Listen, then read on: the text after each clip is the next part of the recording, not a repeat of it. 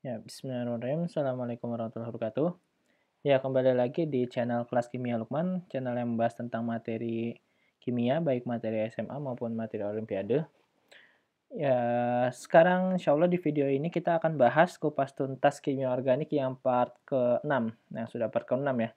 Dan ini kita akan bahas, mungkin ini bisa jadi part terakhir, atau mungkin ada part satu lagi ya. Tergantung nanti selesainya jam berapa, karena diusahakan videonya tidak lebih dari 30 menit, supaya tidak bosan.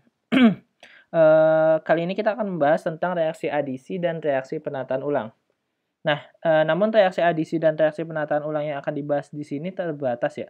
Terbatas dari sekitar reaksi adisi dan penataan ulang yang biasanya keluar di KSNK atau OSK zaman dulu ya. Nah, jadi yang kita bahas di sini biasanya cuma adisi elektrofilik Markovnikov dan anti Markovnikov, terus dan juga reaksi penataan ulang karbokation. Tidak ada penataan ulang yang kayak penataan ulang yang lain lah, seperti itu. Ada pinakolon misalkan, ya itu tidak kita bahas, itu mungkin biasanya dibahas di OSN ya, atau KSN. Nah, sekarang kita masuk aja langsung ke materinya. Nah, reaksi adisi itu merupakan reaksi untuk, sesuai dengan namanya ya, adisi dari kata addition, merupakan reaksi untuk menambahkan atom atau gugus dengan cara menghilangkan ikatan rangkap. Nah, itu adalah reaksi adisi. Jadi kalau misalkan reaksi adisi itu digunakan untuk menghilangkan ikatan rangkap, ya benar. Cuman itu biasanya dari namanya itu kita bisa bilang bahwa dia itu menambahkan atom atau gugus ya. Tapi caranya memang menghilangkan ikatan rangkap.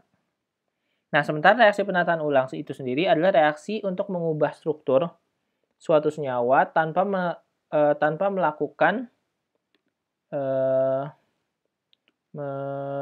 tanpa menambah atau melakukan reaksi adisi, mereduksi, mengoksidasi, menghilangkan atau reaksi eliminasi, atau juga tanpa menggantikan atau reaksi substitusi suatu atom atau gugus dalam senyawa. Jadi, senyawa itu tidak ada yang tergantikan, tidak ada yang teroksidasi, tidak ada yang tereduksi, tidak ada yang ditambahkan, tidak ada yang teradisi, tidak ada juga yang tereliminasi. Tapi senyawa itu berubah, dan itulah yang kita sebut sebagai reaksi penataan ulang. Nah, dia penataan ulang itu tidak ada penambahan gugus ya. Nah, reaksi adisi sendiri sebenarnya kalau misalkan kita lihat di sini terbagi menjadi dua juga ya, sama seperti substitusi. Ada reaksi adisi nukleofilik, ada adisi elektrofilik. Nah, reaksi adisi nukleofilik itu biasanya terjadi pada gugus-gugus karbonil yang tentu saja sebagai sumber nukleofil ya. Contohnya itu ada reaksi Grignard dan reaksi adisi karbonil. Itu bisa membentuk cyanohidrin, bisa membentuk asetal, dan sebagainya. Itu reaksi adisi karbonil. Nah, sementara adisi elektrofilik itu biasanya ada di alkena, yang kita kenal sebagai adisi Markov-Nikov. Nah, yang kita bahas di sini adalah reaksi adisi elektrofilik saja ya, di bagian alkena, di adisi Markov-Nikov. Nah, reaksi adisi Markov-Nikov ada beberapa contoh ya. Cuman yang pertama kita bahas itu adalah reaksi adisi dihalogen. Nah, kalau reaksi adisi dihalogen ini sebenarnya dia tidak termasuk reaksi adisi Markov-Nikov ya. Jadi ini kan sebagai contoh aja ya adisi Markov-Nikov. Sebenarnya yang kita bahas itu adalah adisi elektrofilik alkena. Tapi tidak semua adisi elektrofilik alkena adalah adisi Markov-Nikov. Nah, yang pertama kita bahas itu adisi dengan alkena itu adalah adisi dengan dihalogen. Dihalogen itu contohnya Br2 dan Cl2 dan I2, misalkan seperti itu. Nah, dan sini kita bahas dulu adalah reaksi adisi yang menggunakan pelarut aprotik. Nah, pelarut aprotik apa? Udah jelasin sebelumnya ya, bahwa pelarut aprotik itu adalah pelarut yang biasanya itu tidak memiliki ikatan hidrogen. Jadi dia tidak bisa kurang bisa bertindak sebagai nukleofil. Atau biasanya kita sebut sebagai reaksi dihalogen dengan pelarut yang tidak nukleofilik. Pelarut yang tidak bisa jadi nukleofil ya. Nah, bagaimana sistemnya? Jadi kalau reaksi dihalogen itu elektrofilnya tentu saja adalah di bromida. Nah, sementara di sini dihalogen ya elektrofilnya, sementara nukleofilnya tentu saja adalah alkena. Nah, di sini kenapa bisa jadi seperti ini? Di bromida meskipun senyawanya yang nonpolar, namun dia bisa menjadi senyawa polar. Kenapa? Karena dia punya bisa menjadi polar dengan sendirinya atau bisa kita sebut sebagai dipol sesaat ya, bisa menjadi dipol sesaat. Kenapa? Karena elektronnya itu nanti bisa bergerak di sekitar BR sini dan pada suatu waktu mungkin salah satu dari BR-nya, misalkan BR yang ini bermuatan negatif dan BR yang ini bermuatan positif. Itu yang kita sebut sebagai dipol sesaat ya. Jadi dipol sesaat, terdapat dipol sesaat, nanti di sini bisa jadi delta negatifnya. Jadi delta negatifnya, sementara yang sini bisa jadi delta positifnya. Nah, seperti ini. Delta positifnya.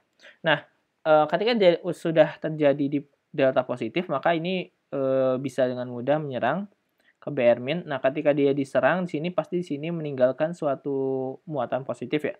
Sehingga BR min ini meskipun dia delta positif tapi sesungguhnya dia juga punya keelektronegatifan yang tinggi sehingga dia bisa bergerak ke sini dan ininya lepas. Sehingga dia nanti mekanismenya itu akan membentuk BR bridge atau Halida bridge ya.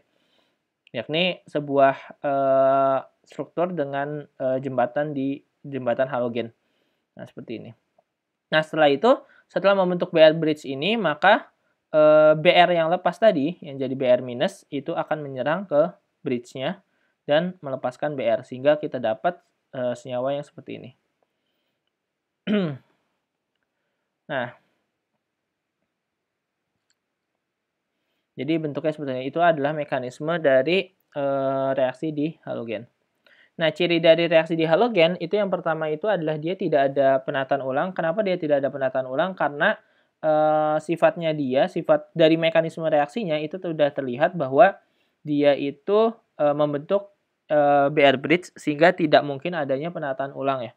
Tidak ada penataan ulang, jadi tidak ada penataan ulang, jadi tidak perlu dikhawatirkan ikatan tangkapnya pindah atau produknya berbeda dari kerangka sebelumnya gitu. Itu yang pertama.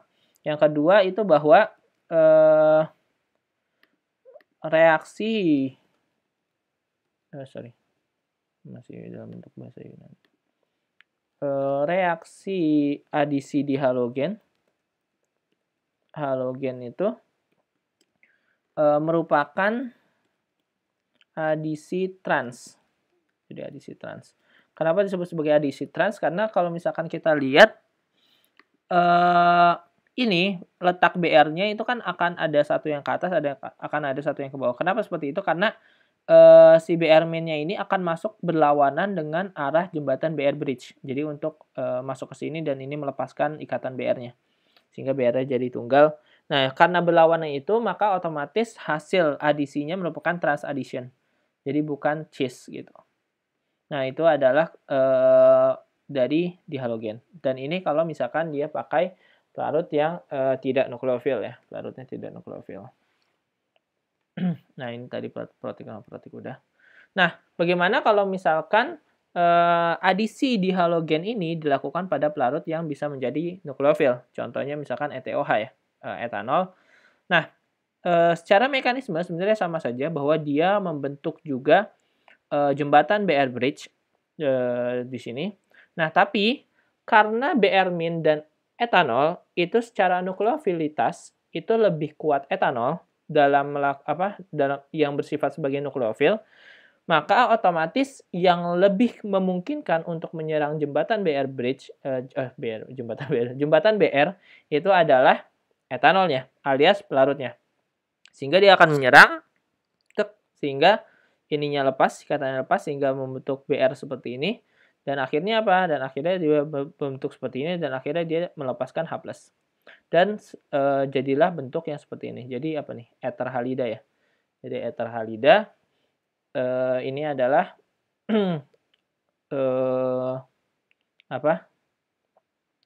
secara ini ya, dengan pelarut yang nukleofil. Adisi di halida dengan pelarut yang nukleofil. Jadi bisa berbeda kalau misalkan ternyata pelarutnya itu berbeda. Seperti itu. Nah, ini adalah adisi di halogen. Nah, selanjutnya kita masuk ke adisi dengan HX. HX itu dengan X adalah suatu anion dari asam kuat. Jadi alias HX itu adalah suatu asam kuat. Nah, jadi X-nya itu bisa Cl-, bisa Br-, bisa I-, bisa juga HSO4-. atau biasanya kita tulis sebagai OSO3H. Nah, bagaimana adisi dengan HX? Karena adisi dengan HX ini HX ini merupakan asam kuat, maka nanti dengan sendirinya dia akan lepas menjadi H+ dan X-. Dan adisi dengan HX ini sangat berkaitan erat dengan yang namanya kestabilan karbokation. Ya, ini adalah urutan dari kestabilan karbokation ya. Jadi yang paling tidak stabil itu adalah CH3+, metil, karbokation metil, kemudian karbokation primer, kemudian karbokation sekunder, karbokation tersier, vinilik, dan benzilik. Ini adalah urutan kestabilannya. Nah, secara mekanisme, karena HX itu merupakan asam kuat, maka dia dengan mudah melepaskan menjadi H+ dan X-. Nah, ketika lepas jadi H+, maka otomatis H+ pasti berperan sebagai elektrofil. Sedangkan nukleofilnya itu diperankan oleh alkena. Sehingga alkena di sini nanti akan menyerang H+. Nah, sisi yang tertinggal misalkan di sini ya.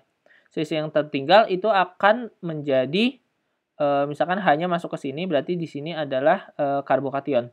Sisi yang tertinggal kan ketika ini lepas, maka ada ikatan yang karbon yang kurang ikatannya, yakni ikatannya jadi cuma 3, maka otomatis dia akan menjadi karbokation. Nah, ketika dia menjadi karbokation, jika senyawanya seperti ini, kita bisa lihat ya, bahwa karbokation yang terbentuk adalah karbokation sekunder. Nah, karbokation sekunder ini, jika memungkinkan, kita bisa jadikan dia karbokation tersier dengan melalui mekanisme H shift atau methyl shift, hidrogen shift atau CH3 shift atau methyl shift yang kita sebut sebagai gitu. Nah, bagaimana mekanismenya? Inilah yang kita sebut sebagai reaksi penataan ulang ya. Jadi reaksinya telah terbentuk karbokation, namun karbokation di bagian sekunder ini kurang stabil. Maka kita bisa lihat di sini ada H di bagian sini dan H-nya ini bisa bergeser pindah ke sini. Jadi artinya C yang ini akan berikatan dengan H dan menjadikan karbokationnya pindah ke sisi sini. Nah, mekanisme seperti ini kita sebut sebagai hidrida shift atau disingkat H shift ya. Nah, ketika bergeser maka karbokation kita pindah di sini. Nah, kenapa ini penting dalam pergeseran? Karena kita bisa lihat ya. Di sini karbokationnya karbokation sekunder, sementara di sini karbokation tersier. Nah, secara termodinamik, karbokation tersier itu pasti lebih stabil dibandingkan dengan karbokation sekunder. Maka pemindahan ini lebih stabil dan lebih disukai oleh senyawa karbokation. Nah, di sini bisa kita lihat ya, bahwa karbokation sekunder itu kurang stabil dibandingkan dengan karbokation tersier, maka dia bisa berpindah. Nah, setelah jadi karbokation tersier, maka X- sebagai anion dari asam kuat tersebut itu akan menyerang karbokation sehingga terbentuklah alkil halida yang baru atau alkil anion yang baru. Ini bisa sulfonat juga sih, seperti itu. Nah, ini adalah reaksi adisi dengan suatu asam kuat HX. Nah, kita juga bisa melakukan reaksi adisi elektrofil dengan ROH atau sesuatu yang bukan merupakan asam kuat. Nah, dengan R itu bisa diganti apa aja ya? Bisa diganti H alias jadi H2O, bisa juga diganti CH3, bisa juga diganti alkil-alkil yang lain. Nah, namun karena ROH itu bukan merupakan asam kuat, maka kita membutuhkan katalis, yakni katalis suatu H+ atau suatu asam kuat. Jadi karena dia fungsinya sebagai katalis, maka asam kuat yang ditambahkan itu biasanya sedikit saja. Mungkin 1 tetes dari asam kuat yang pekat gitu, untuk sebagai suasana asam saja. Nah, kenapa butuh katalis? Karena si ROH ini, ya karena dia bukan asam kuat, maka dia tidak mudah untuk terurai. Sehingga kita butuh katalis H+. Nah, ketika ada H+ ini, maka otomatis dia akan nukleofilnya, alkena sebagai nukleofil itu akan menyerang elektrofil yang berupa H+, sehingga terbentuk karbokation. Nah, uniknya di sini kita bisa lihat bahwa karbokationnya itu masih karbokation sekunder. Nah, di sini ada CH3 dan itu CH3 itu bisa bergeser yang kita sebut sebagai CH3 shift atau methyl shift. Sehingga bisa menyebabkan pergeseran ke sini dan karbokationnya pun bisa bergeser. Pokoknya intinya kalau misalkan karbokation tersebut bisa kita lebih stabilkan, maka stabilkanlah gitu. Jadi digeser atau sampai stabil. Kalau misalkan tidak, maka ya jangan digeser gitu karena ya sama aja gitu hasilnya seperti itu. Nah, karbokation, kestabilan karbokationnya. Nah, maka ketika terjadi pergeseran, maka karbokationnya bisa stabil di sini. Nah, ketika stabil di sini, maka otomatis apa? Otomatis akan diserang oleh ROH. Serang tek ininya balik ke sini. Jadi otomatis dia nanti membentuk seperti ini. Jadi membentuk seperti ether ya, atau alkohol kalau misalkan R-nya diganti dengan H. Nah, ini adalah reaksi. Jadi sebenarnya reaksinya sih secara garis besar itu cukup sama ya dengan reaksi-reaksi yang lain. Nah, ini adalah reaksi dengan dihalogen yang merupakan reaksi adisi Markovnikov ya. Jadi HX dengan reaksi ROH itu ada reaksi adisi Markovnikov yang mengikuti nilai karbokationnya, kestabilan karbokationnya. Jadi kalau misalkan di SMA bilang bahwa adisi Markovnikov itu yang kaya makin kaya, yang miskin makin miskin, ya itu kurang tepat ya, karena sebenarnya reaksi adisi Markovnikov itu dipengaruhi oleh karbokation gitu. Jadi harus dilihat di mana posisi karbokationnya baru kita bisa melakukan adisi dengan baik. Karena itu bisa terjadi hidrida shift atau methyl shift ya, seperti itu. Nah, ini adisi Markovnikov. Nah, selain itu reaksi adisi juga ada reaksi adisi yang tanpa penataan ulang, reaksi adisi yang non-rearrangement reaction. Contohnya misalkan kita mau hidrasi. Hidrasi itu bisa pakai H2OH+ ya kayak tadi, H2OH+, cuman kalau misalkan kita tidak ingin terjadi penataan ulang, maka kita gunakan HGOAC THF NaBH4OH-.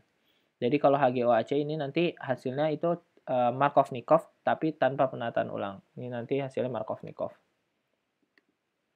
Markovnikov tapi tanpa penataan ulang. Sementara kalau yang BH3THF, nah ini akan dihasilkan anti-Markovnikov. Anti-Markovnikov. Nah ini juga anti-Markovnikov ya. Cuman kalau yang ini adalah anti-Markovnikovnya untuk reaksi halida gitu terhadap asam HX. Nah, yang membedakan apa dengan reaksi-reaksi sebelumnya? Kita bisa lihat di bagian sini ya. Kalau ini adalah reaksi dengan Markovnikov. Artinya reaksi Markovnikov dan penataan ulang.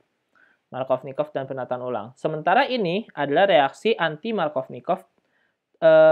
Reaksi Markovnikov tanpa penataan ulang. Kita bisa lihat ya di sini. Kita bisa lihat dia Markovnikov dan ini penataan ulang. Penataan ulang. Kita bisa lihat dia ketika terjadi penataan ulang maka Cl-nya itu tidak berada pada ikatan tangkap. Kerangkanya tidak berada pada ikatan tangkap tapi berada di sini. Kenapa? Karena secara penataan ulang dia lebih stabil. Sementara kalau yang ini OH-nya itu berada pada ikatan tangkap. Jadi tidak terjadi penataan ulang. Jadi gugus ini kalau misalkan kita mau menginginkan itu bisa terjadi. Jadi asal tidak menggunakan reaksi halida seperti ini, tapi menggunakan reaksi HGOAC seperti ini. Nah, sementara kalau misalkan anti-Markovnikov, kita pengen melakukan reaksi anti-Markovnikov, artinya harusnya kan Markovnikovnya di sini ya, terus karena penataan ulang dipindah jadi ke sini. Nah, ini juga kalau misalkan Markovnikovnya kan berarti kan harusnya Cl-nya di sini, tapi karena kita pengen anti-Markovnikov, Cl-nya kita pengen di terminal, di ujung, maka otomatis kita gunakan pelarut ROOR atau pelarut peroksida organik. Oke ya, bisa ini CH3OO, CH3 dan sebagainya. Nah, sedangkan kalau ini adalah reaksi Markovnikov dan penataan ulang juga yang di bawahnya.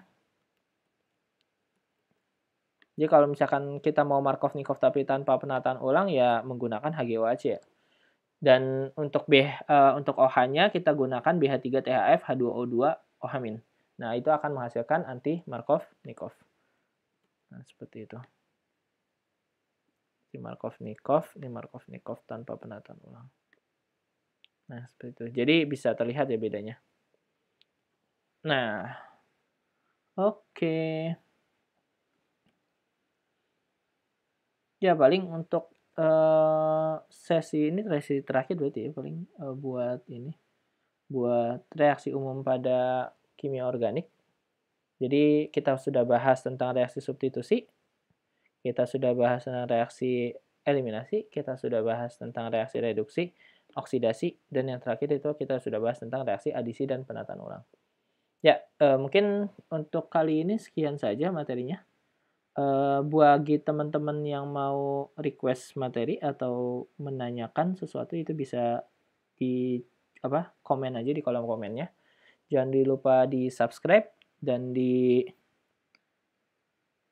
like, di komen serta diaktifkan lonceng notifikasinya supaya bisa langsung update video-video terbaru. Insya Allah bakalan update, diusahakan dalam seminggu ya bisa 2 kali lah minimal update gitu. Oh ya, dan insya Allah bakalan ini ya, mau ngadain live streaming sih buat ini quiz interaktif lagi. Jadi karena KSNK sudah mulai dekat ya, tanggal 2 sampai 6 Mei kan. 2 sampai 4 Mei, 2, 3, 4 Mei. 2, 3, 4 Juni. Maka insya Allah bakalan diadain live streaming ya, live streaming quiz interaktif. Jadi nanti saya bakalan bikin soalnya yang ya kira-kira soal tingkatan KSNK ya, sebanyak 30 soal. Nanti teman-teman bisa jawab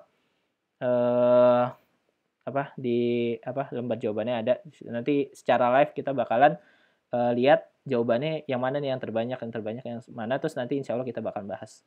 Mungkin bisa dibagi bersesi-sesi ya itu, karena 30 soal kalau disertai pembahasan mungkin bisa 3-4 sesi live streaming. Insya Allah tiap malam ya. Untuk insya Allah malam, buat tanggalnya nanti ditungguin aja teman-teman. Ya, terima kasih. Mungkin sekian aja untuk video kali ini. Assalamualaikum warahmatullahi wabarakatuh.